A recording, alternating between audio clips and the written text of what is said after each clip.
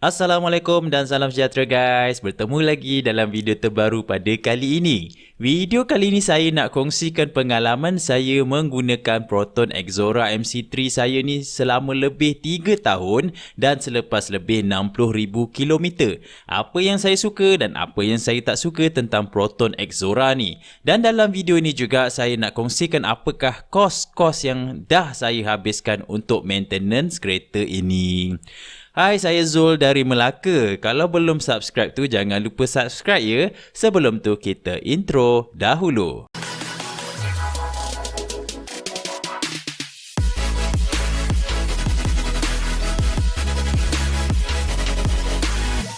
Sebagai ketua keluarga yang mempunyai anak seramai 5 orang, pastinya saya nak anak-anak saya dan isteri saya selesa dalam kenderaan, terutama jalan jauh.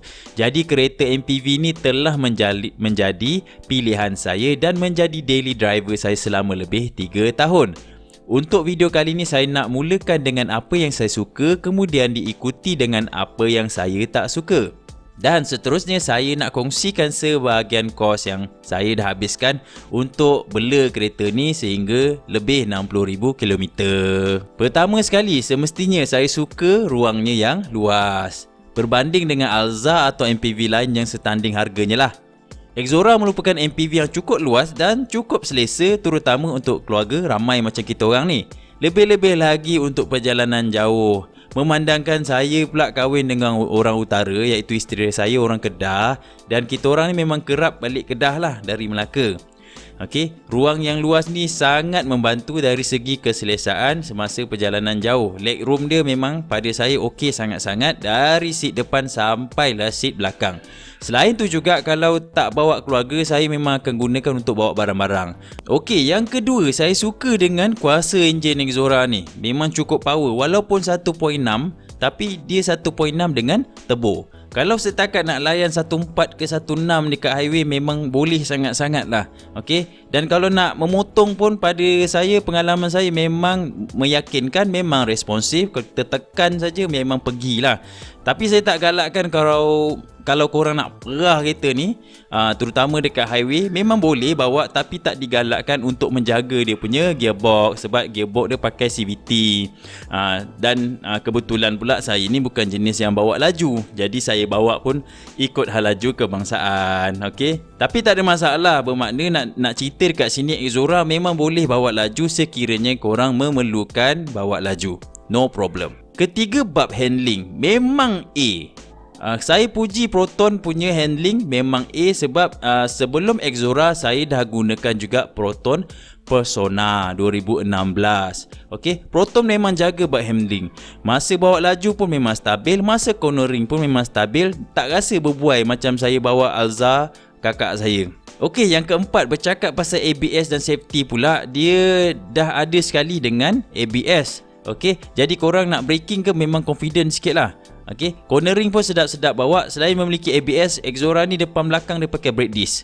Okey, walaupun yang model yang saya pakai ni adalah yang executive, okey, exact punya, tapi dia dah sediakan brake disc depan belakang. Jadi dari segi long term memang lebih baik daripada pakai brake drum.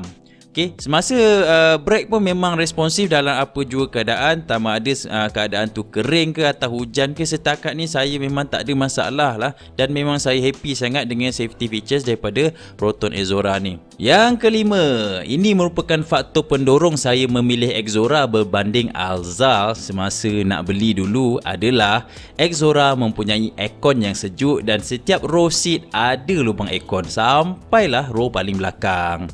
Semua tahu aircon Proton memang tak kedekut dia punya sejuk, dan anak saya di seat belakang pun dapat aircon yang sejuk dan selesa semasa perjalanan jauh. Lain-lain saya rasa lebih kurang je, dan selepas ni saya nak ke bahagian yang saya tak suka selepas 3 tahun menggunakan kereta ini.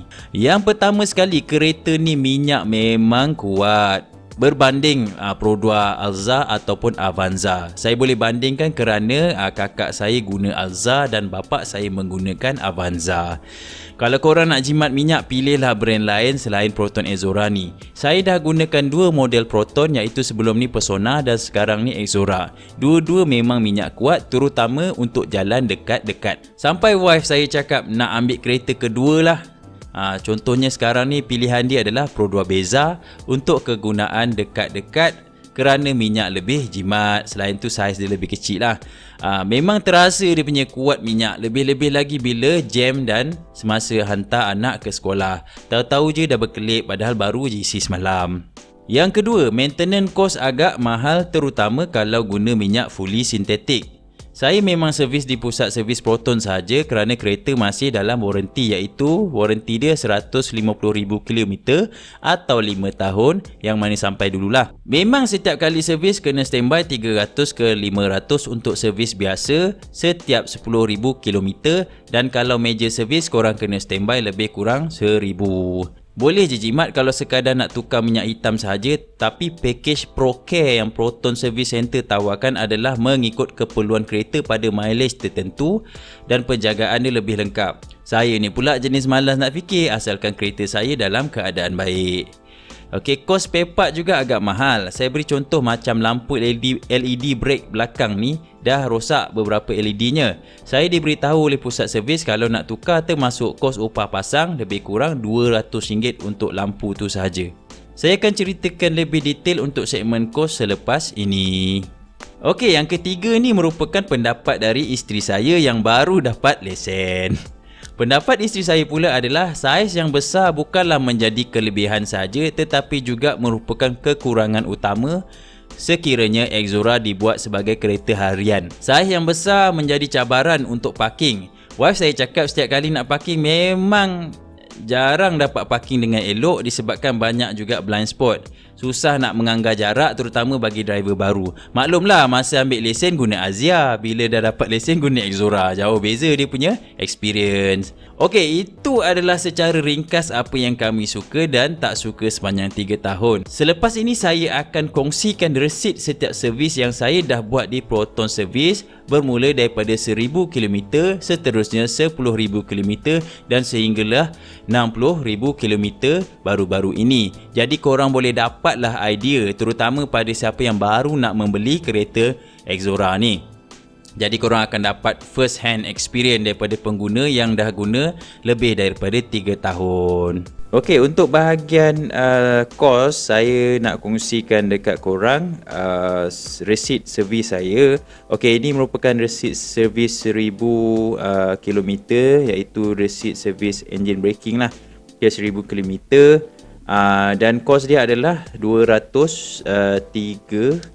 Okey, RM203 ni waktu peringkat awal dia akan bagi free service dan juga ini adalah optional maksudnya mengikut pusat servis masing-masing. In this case waktu tu saya kebetulan dapat je kereta ni terus bawa pergi Kedah sebab masa tu isteri saya nak bersalin. Walaupun kereta baru dapat, terus pergi Kedah dan saya servis di Proton Active Auto. Okey, yang seterusnya adalah untuk servis 10,000. Okay, sorry, servis 10,100. Tapi saya awal sikit 10,893. Juga kebetulan saya berada di Kedah. 2 kali juga saya servis dekat aksi aktif ni. Ini pun pusat servis dia memang terbaik sebab memang akan dapat free car wash service lah. Okey, untuk yang kali kedua saya gunakan juga minyak Synthium 3000 SE iaitu fully synthetic, oil filter, gasket plug oil drain, sunrise to carry out second free service. So dapat free service second, free car wash. Okey, standard juga dapat 200. Okey, RM203.25 sama dengan first service. 20,958. Okey, korang boleh tengok dekat sini. Dan waktu ini dia dah lebih sikit lah sebab waktu ni ada radiator, tukar radiator coolant. Tambah radiator coolant lah. Jadi harga dan masa ni untuk kali ketiga tak silap saya masih lagi free service. Okey, iaitu third service. Dapat free third service. dan maknanya tak ada labor charge lah, dan harga dia ada up sikit berbanding yang pertama, iaitu RM237.50. Dan masuk yang kali keempat, dia orang dah charge labor lah. Okey, so kat sini lepas dia charge labor tu, harga dia ada naik sikit. Okey, untuk yang mileage ke 31,000, ini ada terlebih sedikit, iaitu 31,400. Okey, waktu tu saya dah start servis dekat Panorama Melaka lah. Okey, ni start servis kat Panorama Melaka.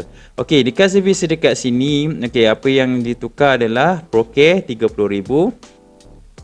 Okey, Procare 30,000. Sini Procare 30,000 saya tukar as usual. Saya punya minyak fully synthetic. Lepas tu ada oil filter, gasket plug, oil drain, dan ni Syntium lah 4 liter. Dekat sini dia orang tak ada free car wash lah. Tapi saya dah tak dapat masa ni dah tak dapat free labor charge, dan harga servis dia adalah RM270. Okey, RM270, RM270.20. Untuk servis ke 40,000, iaitu 41,070. 41,000. Okey, 41,070. Waktu ni, okey, saya minta sebelum masa tu saya minta tukar OCH. Okey, tapi waktu tu dia kata OCH tak ada stok. Okey, ini saya pergi dekat Proton peringgit waktu ni Proton peringgit. Jadi saya minta dia orang tukar OCH. Kebetulan stok OCH dia orang tak ada. Tapi saya minta dia orang check. Okey, tu check OCH okey atau tidak, dan dia orang pun check OCH dalam keadaan okey. Sebab waktu tu dah tiba-tiba macam viral pasal OCH asyik pecah aje. Dan saya pun minta dia orang check lah masa 40,000. Sebenarnya minta tukar, tapi kebetulan OCH tak ada stok.